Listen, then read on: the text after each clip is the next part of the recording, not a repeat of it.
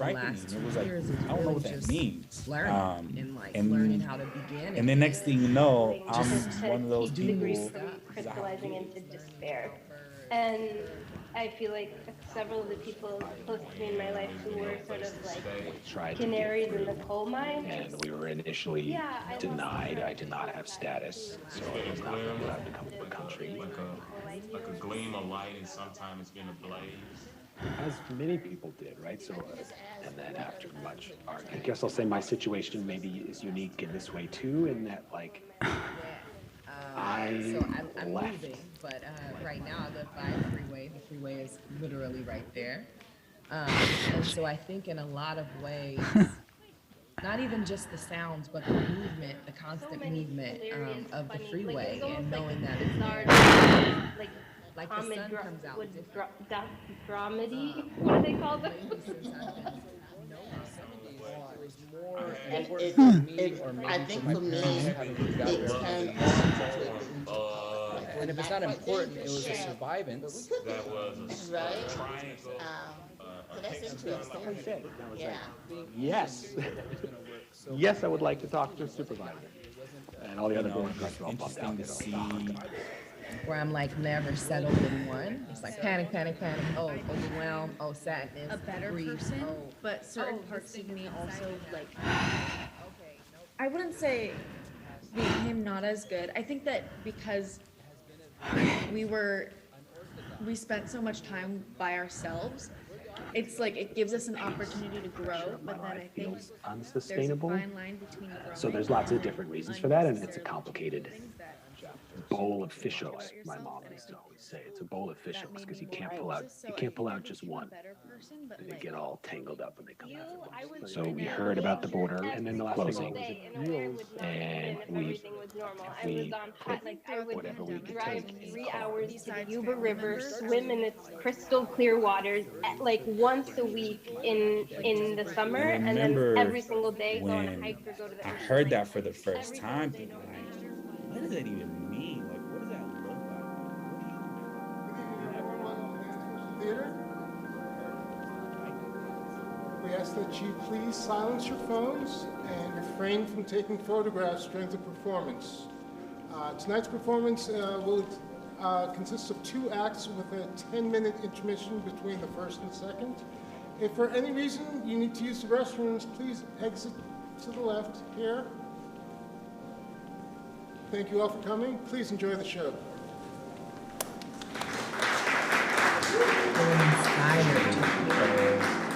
And so a lot of what I've been doing over the last 2 years is I don't know really what that just means. learning and learning how to begin. And then next thing you know, I'm Just one of those to keep the grief people. from crystallizing into despair. And I feel like several of the people close to me in my life who were sort of like canaries in the coal mine.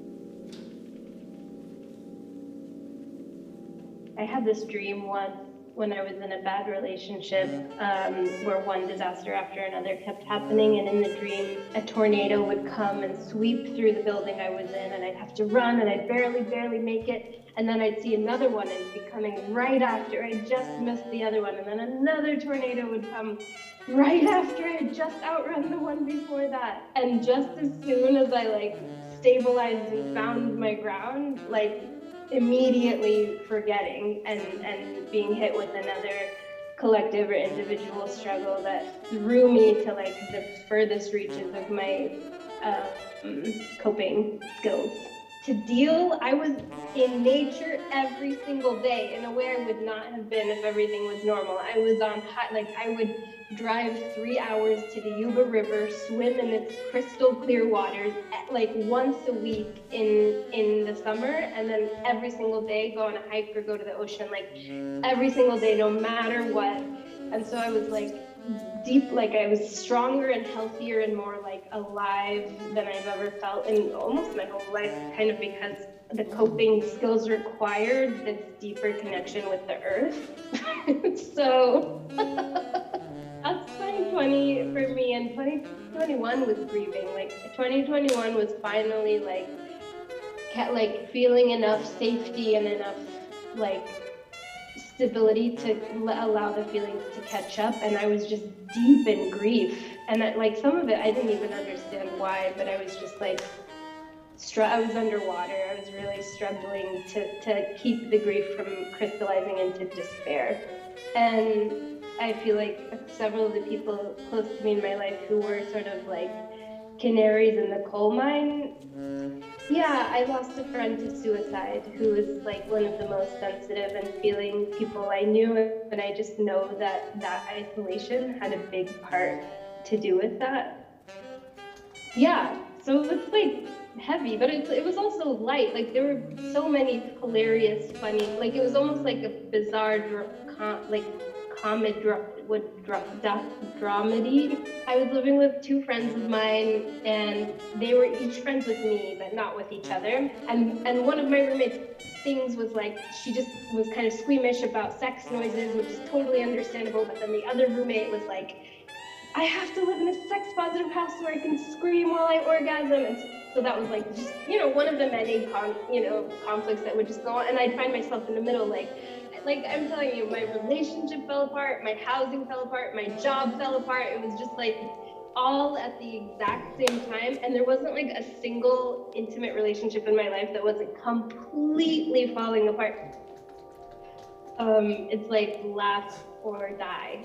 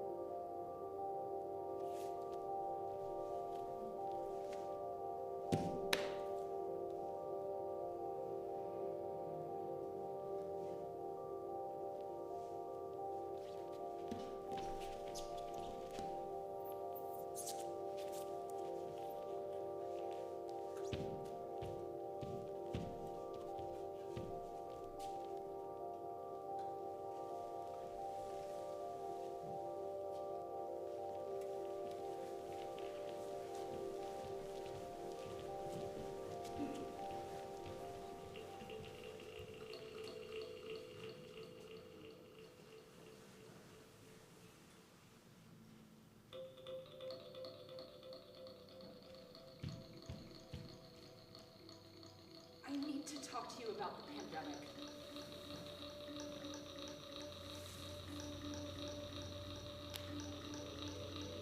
My apartment is too small.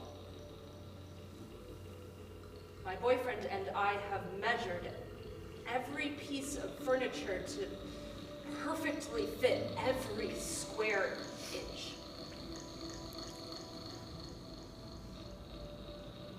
The stove crashes into the entryway. That opens into the office space. There's a thing here.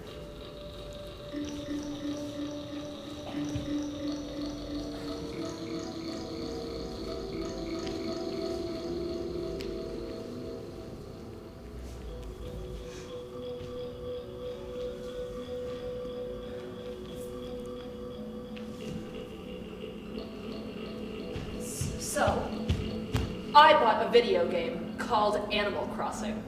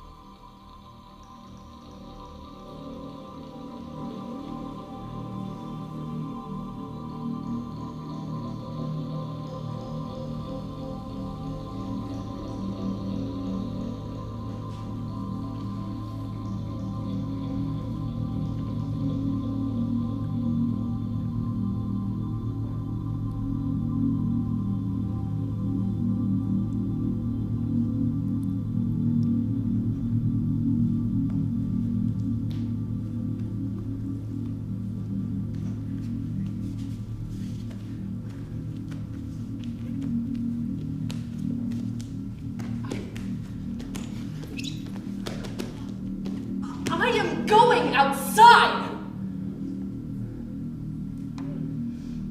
No, you're not, my boyfriend says.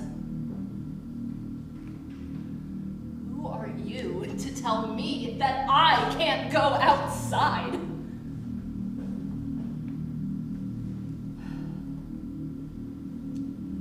Two women got stabbed on our block.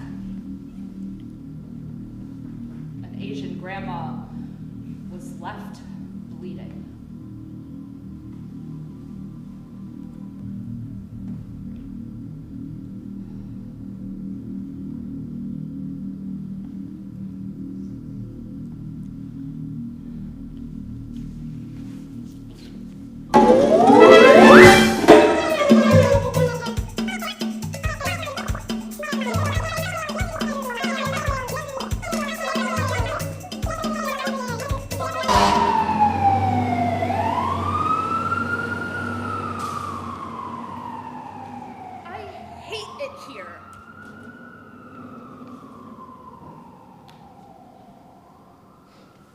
So we moved. And I'm happier with more space. But I am still worried about my mom.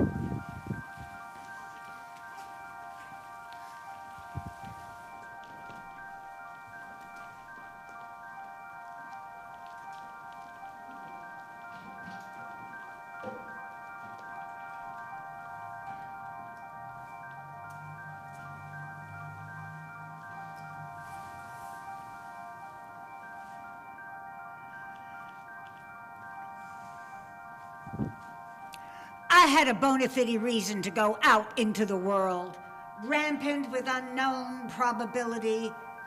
Everyone had gone viral, suspicious, afraid. But the mom and pop pharmacy is always a comfort. More so that day. The waxy old linoleum floors, front rows of scant goods, curtain calling from vacant shelves, a gut punch gap where the hand sanitizer, toilet paper, paper towels usually lived, right next to the sparkling glass case filled with costume jewels, embroidered hankies, cosmetics, things you bought for your mom at the dime store with kid-fisted allowance, old enough to go on your own. Past the greeting card rack with Italian verses, to the counter, the checkout counter where they always have half-off Russell Stover candy in jewel-colored wrappers. Every trip there is social currency. Always a good word, choice neighborhood news, a sympathetic ear, commiseration. The pharmacist following in the footsteps of his father makes you feel better just by looking at his white coat and shy smile. The diminutive clerk never fails to be cheerful. Next, an overpriced cup of coffee in the too slick for me new cafe. Hoping my $3 will help with their financial landslide. The barista in mask and gloves pours the cream for me, doing his best to keep the COVID Armageddon at bay. I soldier on to the library to get a long-awaited book. The clear plastic counter between me and the librarian terrifies like an inevitable bomb blast of killer microbes. Outside, on the bench, cheerfully installed by the ebullient community members, I enjoyed that cup of coffee that helped keep the cafe people from ruin. As the red fire captain's car screeched at my feet, as a hook and ladder pulled in from the other side. Was it the senior center next door or what? It was the most exciting happening in my days of lockup. The walkie-talkie screeched, "Someone is smoking in the library bathroom." And a police car pulled in after the fire squad. It seemed excessive for smoking in a bathroom. I passed up the pupusas and Chinese takeout I might usually get, giving in to virus paranoia. I went home and binge-watched CNN and reminded myself that my parents were still standing after influenza, stock market crash, depression, world wars, and the Edsel. And they didn't have Zoom or FaceTime, I this, I that, or carry their brains in their pocket and charge when necessary.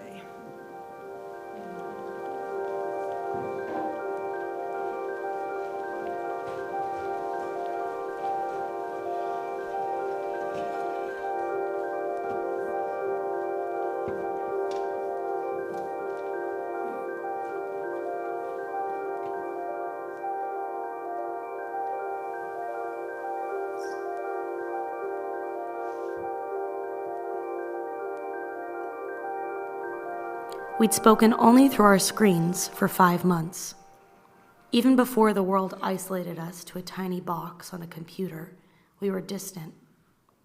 We were in that period of life, post-school, where we found ourselves in what they call the real world. We reunited in June. The moment I remember most feels even more vivid because of the stark contrast of what came before. The memory is quiet, surreal, even for the pandemic. This story sounds romantic, but it isn't. We lie, mouths exposed, in the middle of the street. We're not afraid of a car coming. We know that no one has anywhere to go these days. The pavement is wet and black and crawling with summer newts. The trees above are heavy with thick, shockingly green leaves. The moon is nowhere to be seen. A street light shines, very yellow, with a slight flicker, further adding to the cinematic quality of the scene. He lies beside me smoking, the haze dancing in the wet air. He tells me about his mother, his family. I won't go on. He's never said so much, so I stay silent. He puffs out the last few good drags from the cigarette and sits up. The street light makes his form all the more dramatic in its silhouette. I look at him, unable to make out his features, just the shape of his shoulders and his white t-shirt, the orb of his head. He turns to look down the road. I catch the gleam of his eyes.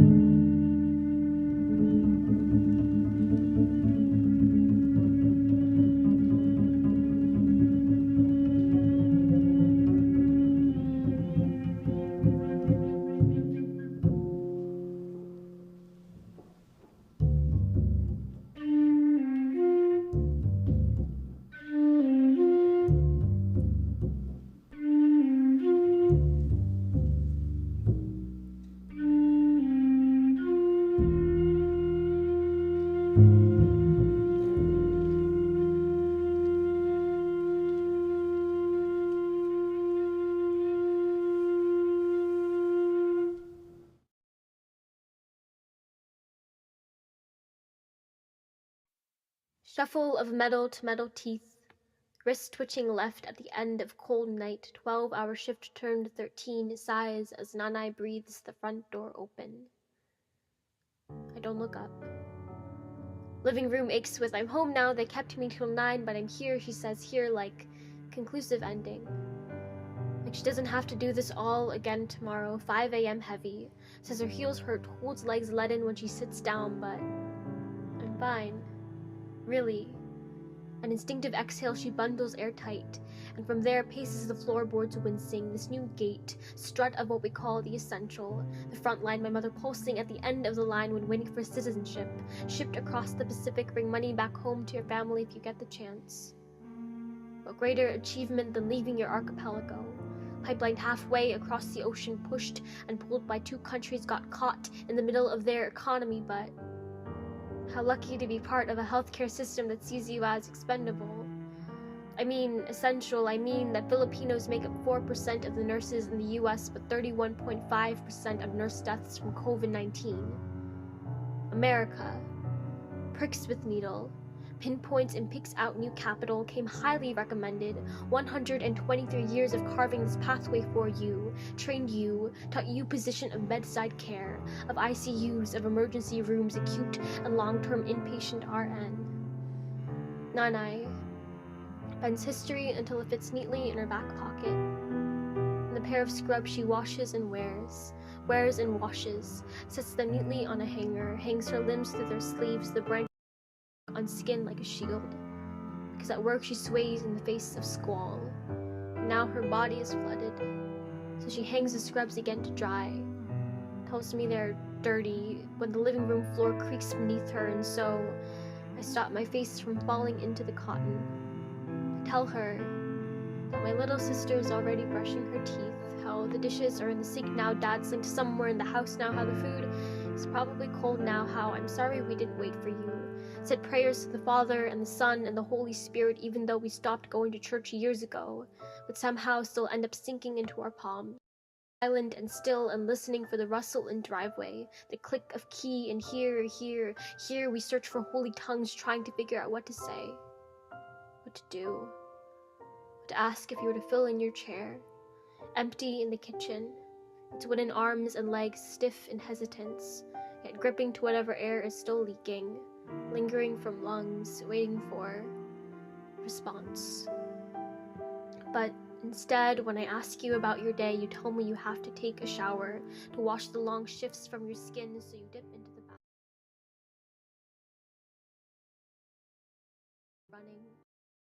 Running away. What does it mean to disappear? To leave the table, leave the room, house, home, exile country, and leave because recession, because Marcos, because unemployment went up and now it's called a permanent migration route, because 20,000 nurses are exported from the Philippines every year, backbone of healthcare since the 60s, been backbent since the US called colonization benevolent assimilation in 1898, since there are now a total of 150,000 Filipino nurses holding up our hospitals, and now I'm wondering if their sterile walls will hold up her. What I mean is that I don't want her to leave. What I mean is that when the news channel said nurses would get their vaccine, it felt like tension released, but still crescendoing the noise, the high-pitched and pinched ear of what it means to trust it. This poem is not a virus, but this poem is not protection. However, getting the vaccine is proven prevention that can slow down the spread of this infection, because the less that people get the virus, the less the virus mutates and replicates, turning itself into her deathbed. Death treaded up for breath once, saw its shadow brim up to the surface when time ticked and hit 12 a.m. On the couch he tells me it's too late for a bedtime story. Like she already knows the ending, like she's too exhausted to hear it, but I worry I'll close my eyes and she'll be gone forever. So I keep us awake. The lateness of the hour she breathes for rest through chest and spine, temple and quiet lips, sets the swell of her waist upright and takes in the inhale. 95% efficacy. It's true, she says. 100% effective in preventing serious infection or death from COVID, which means that yes, I will still leave, still go to work every week. But I'll be safe. You'll be safe. And yes, I will come home to you.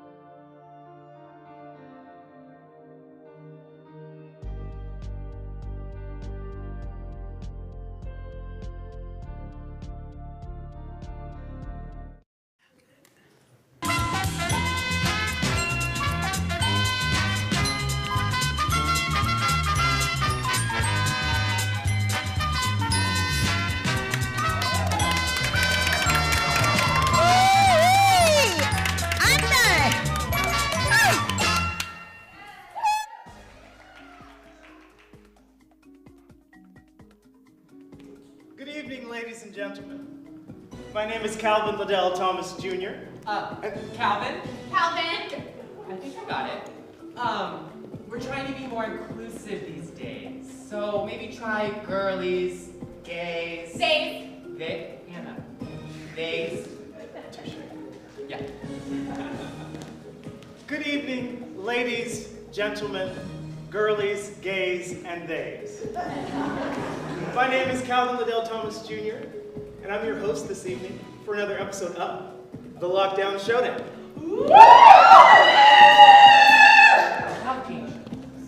We have a wide array of prizes for you to win this evening, and the rules to do so are quite simple. I'll call out an item and invite you to look underneath your chair. If you have the winning ticket, great. If not, models, can you take the stage, please?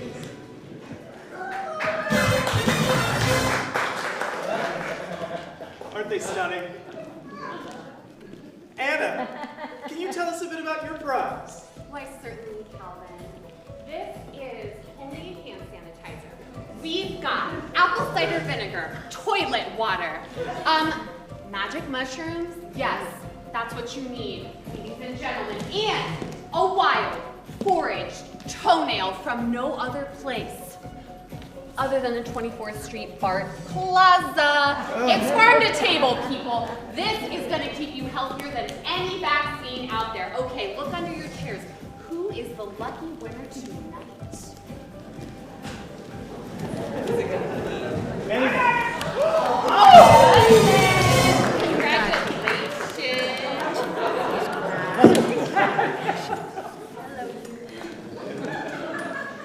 That one's a bit long-winded. Okay, next up is Mossy. Can you tell us a bit about your prize? Hi, everybody. Right here, I have a super rare roll of 2-ply toilet paper. You can't find this anywhere. Not Costco, not Amazon, not your local pharmacy, even Walmart. Who has the toilet paper?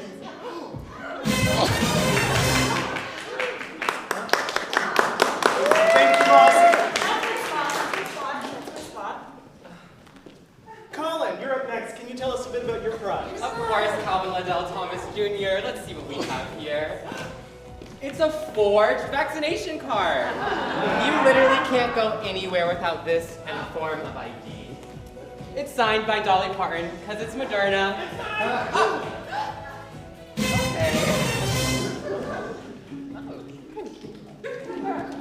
Thank you, Colin. You're welcome. Well, that's all we have for you for this evening, folks. We'd like to congratulate the winner. Thank you, and enjoy the rest of the show.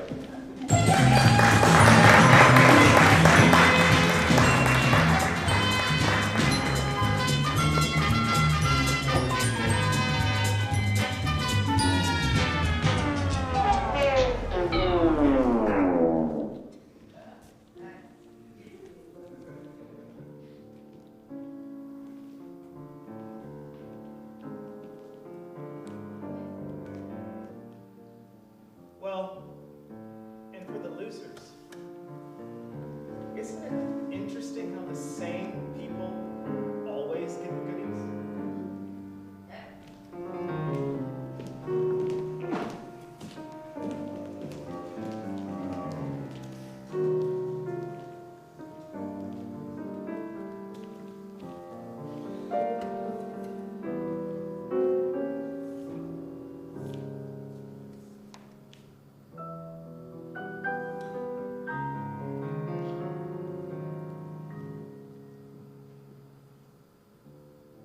No one is knocking at my door. Papers piling. No need to fetch them every day. Or the mail either. We can look on our phones for the news we need. Someone is blowing smoke through the keyhole, masquerading as a knock, piling boxes before the door, as if a ghost lived here, with her head in the oven. They make a run for it, not knowing I have to wrestle the heavy boxes by myself with chapped hands. Wishing someone could knock at my door or ring the cranky bell. My grandson, bolting through the house, splashing smiles, looking for surprises. And Grandpa,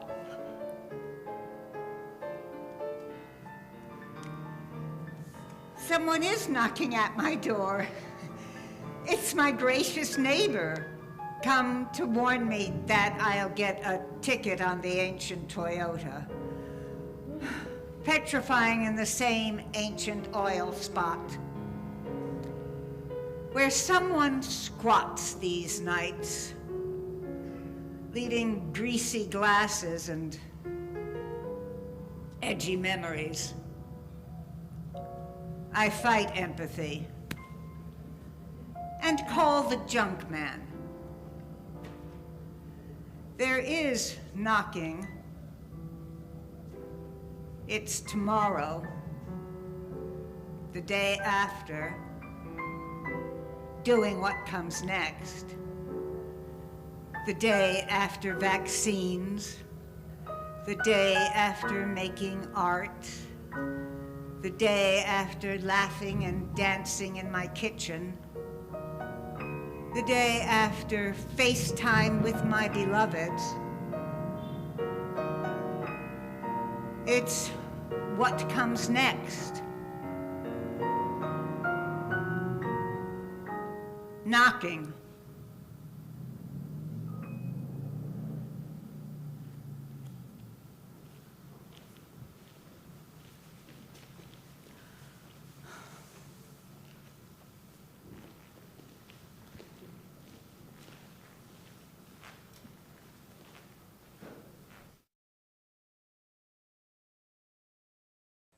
Peace, y'all. What's going on? I go by the name Jay Walt. I'm from Oakland, California. And today, I'm here to share a piece with y'all that I wrote called Elevate. I said I'm scared of this feeling. I'm scared of being overly livid. I'm scared of living. I'm scared that my mind's always spinning. It's been a minute since I felt like myself. And medication, I don't know if it helped. But meditating, finding ways, trying to get over this hill. Trying to be free, my mind stuck in a cell. Not been praying for bail like, dear Lord, I've been stuck in this mental state. Obsessing over these thoughts, they seem to never go away. And lately, I don't feel the same. I've been holding in this pain and I don't know where it's coming from. Maybe I'm the one to blame, it's a shame. My life is too great for me to complain. But lately, I've been feeling like I'm insane. I'm hoping that it will change. I'm really trying to better myself. Better than my biggest demon, mental health. You ain't by yourself. Look, I pray to God this will go away. I'm sick and tired of this mental state. Talked to my twin, he said, everything's gonna be okay. We gonna work together, we gonna climb, we gonna elevate. Elevate, elevate.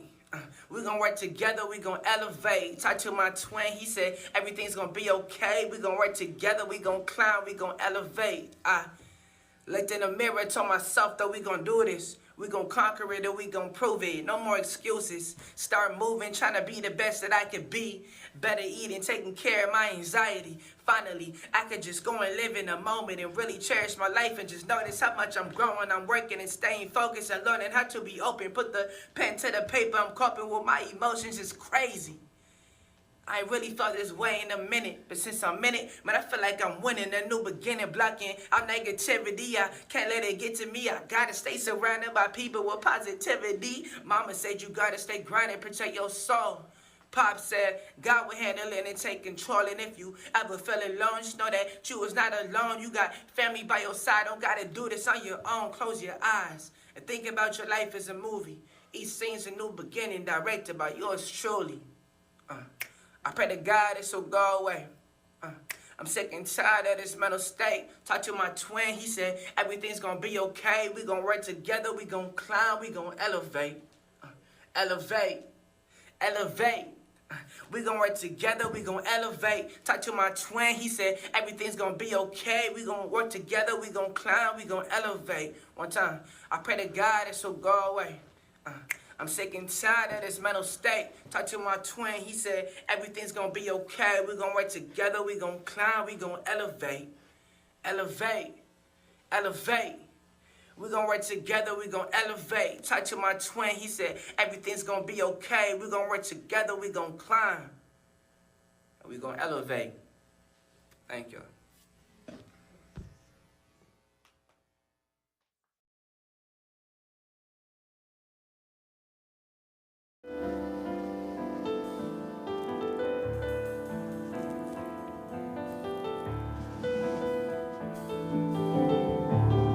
You know, it's a very, I guess you could say, traditional process for us to have world renewal, right? And a lot of it's just like a mag grab at this point, where I'm like never settled in one. It's like panic, panic, panic. Oh, overwhelmed. Oh, sadness. A better grief. person, Oh, but certain parts of me also like. I wouldn't say became not as good. I think that because we spent so much time by ourselves, it's like it gives us an opportunity to grow, but then I think there's a Sustainable. fine line between growing. So there's lots of different reasons for that, and it's a complicated bowl of fish hooks. My mom used to say it's a bowl of fish hooks because you can't pull out just one. They get all tangled up. So we heard about the border Every and the single closing. day, and where would not even if everything was normal. I was on hot, like I would drive 3 hours to the Yuba River, swim in this crystal clear waters, like once a week in the summer, and then every single day go on a hike or go to the Heard that for the first every time. single day. What does that even mean? Like, what does that look like? Like, what do you, like, never in our lifetime. The dancing that I do, I always thought of my dance more of my church. You know, I always thought of my dance as being my spiritual staple of my livelihood, and the way that I conduct myself is because of the dance.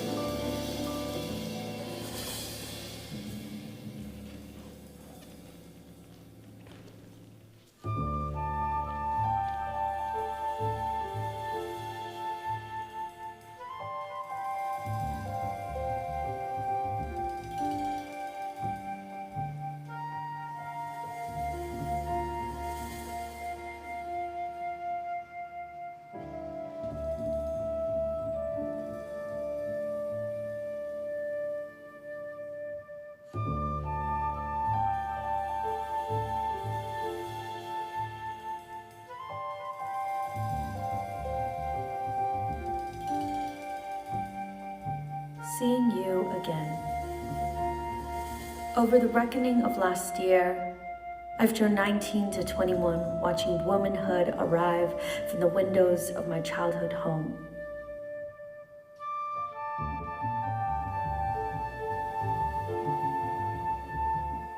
Taking in the sunset's bruised haze, I pine for the subway upheaval of a city that could kill me.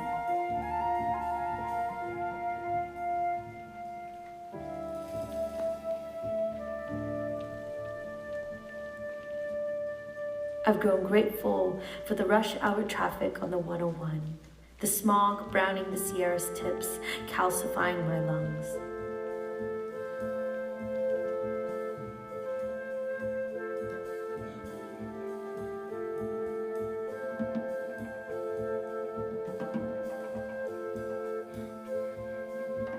In quarantine, my body has become a flag of need.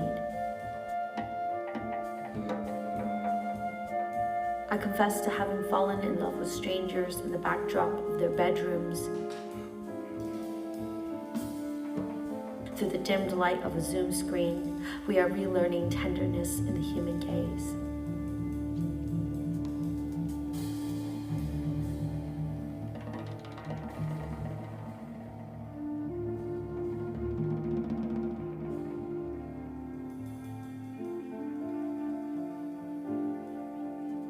This uncertainty is a blessing. Small talk we took for granted, now breathing each other's words with consequence.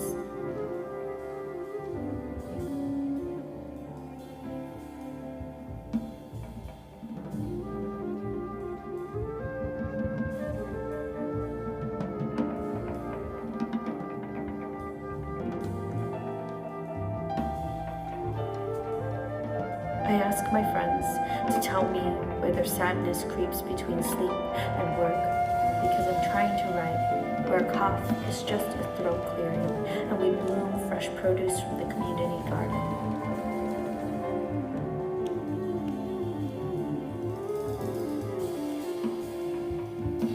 Yes, there's a future where the choice are you and I gathered together, all our familiar edges, elbows rubbing, like hands instinctively rise to cup a lover's head between their palms.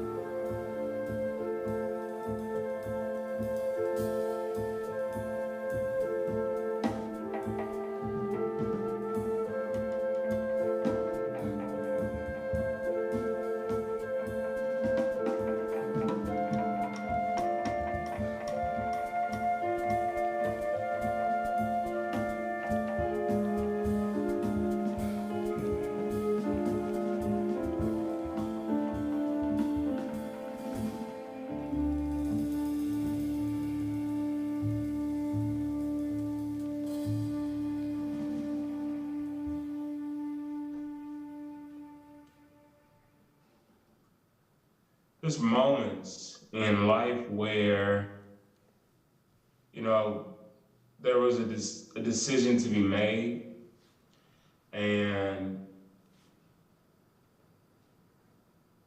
a lot of anxiety around making a decision.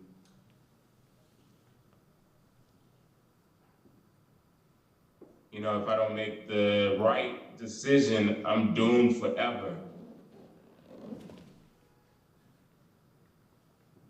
Or that, you know, I might not ever get this opportunity again.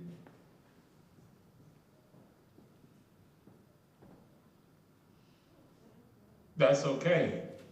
You know, like that's how I feel. That's how I think in my actions, you know, those things being in alignment.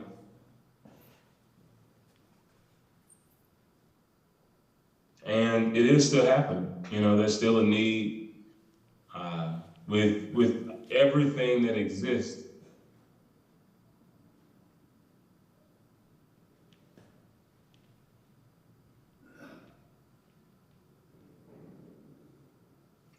It's been home. It's been blue. It's been true. It's been, sometimes it feels frozen. Like things won't move.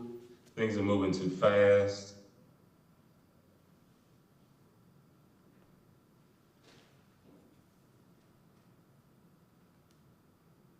It's been nowhere to go.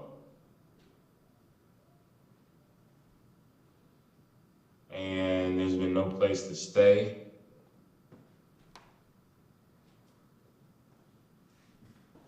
It's been a glimmer, like a gleam of light, and sometimes it's been a blaze. Sometimes I think it's just a phase I'm in.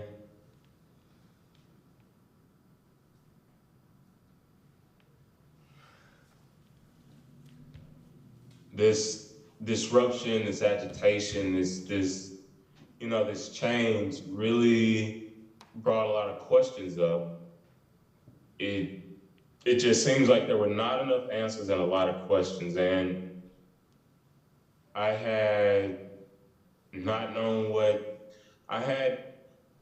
I had been looking for love in this form of a shape that was a triangle, a hexagon. Like I had been looking for love in this specific way, when in actuality, that that understanding, like really, I had to start forgiving people.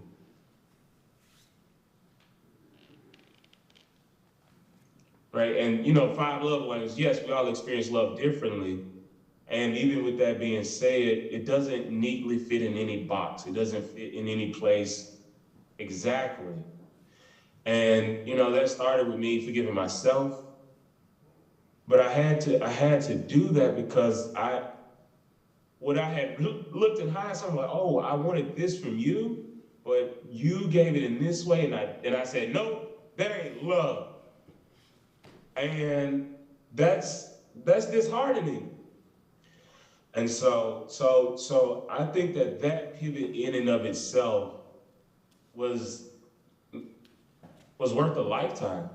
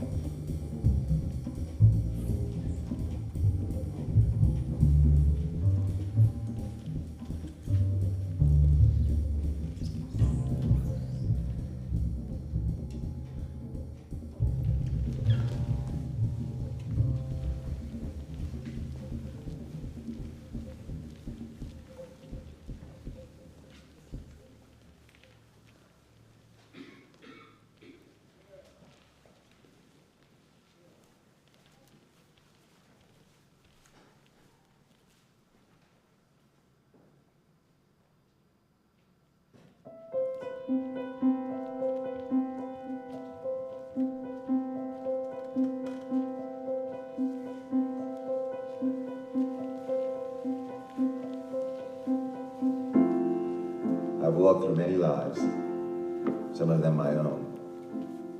I am not who I was, though some principle of being abides from which I struggle not to stray.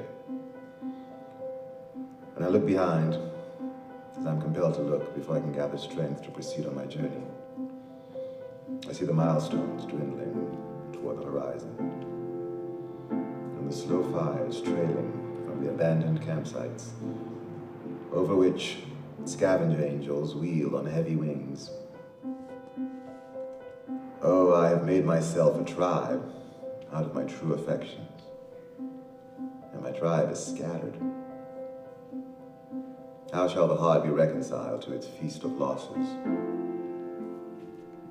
In a rising wind, the manic dust of my friends, those who fell along the way, bitterly stings my face.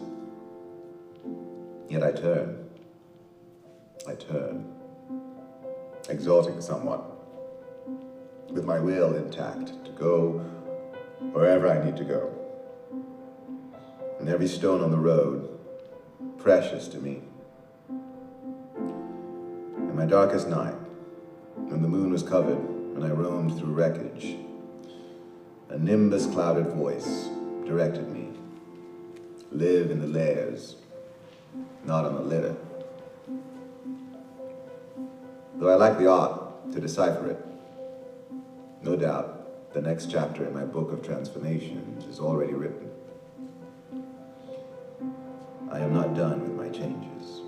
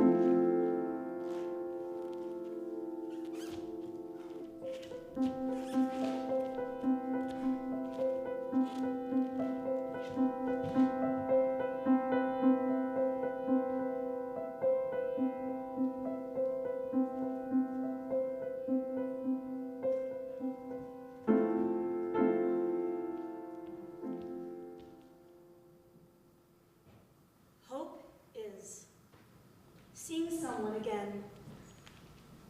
The sun blazing right in my eyes. Finding the other sock. Losing track of whose sweat is smeared across my body. Remembering what's next. Beethoven's Piano Concerto No. 5. Leaving something to be desired.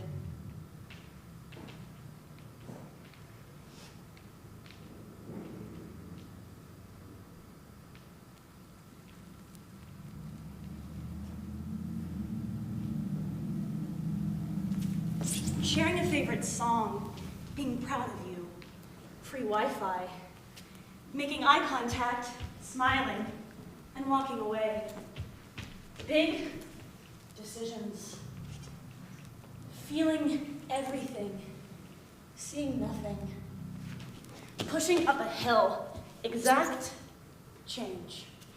Writing to you on a cerulean-colored postcard, the perfect tomato.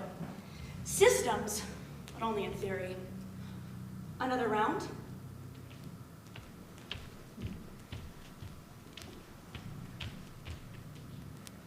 Knowing how it ends. Getting in with no reservation. Psychological capital. Did you get that? Letting the grass grow. The thing with feathers. Yes, but also no. No exceptions.